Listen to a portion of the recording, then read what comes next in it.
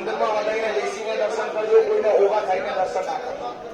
બીજી વાત, આખા સંસારમાં ભગવાનને કહેવાય કૃષ્ણ, પણ ગોકુળમાં ભગવાનને કૃષ્ણ ના કહેવાય. ભગવાનને ગોકુળમાં કહેવાય બાલકૃષ્ણ. આખા સંસારમાં ભગવાને કરી લીલા, પણ ગોકુળમાં ભગવાનને કહેવાય બાલ લીલા.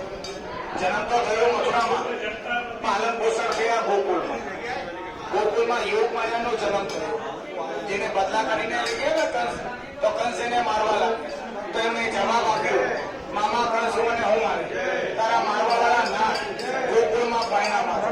બોલો ગોવર્ધન નાથ કી જય, દ્વારિકાધીશ કી જય. તાલી પાડીને બોલો રાધે રાધે રાધે રાધે રાધે. ચાલુ કરીને બધા દાન કરો પેલા આત્માથી હસવાનું. કહેવાય કે ગોકુળ માઈને જે હશે પેલું ઘર હશે, ગોકુળ માઈને હોય તો એના વધારે સક્કસ છે.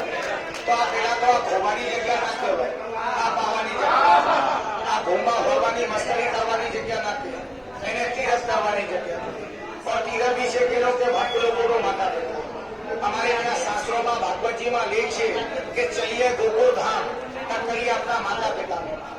મંદિરના અંદરમાં વધારીને મોબાઈલ કેમેરા એને વધારીને બંધ રાખજો કે ભગવાનના કોઈને ફોટો નહીં પાડે.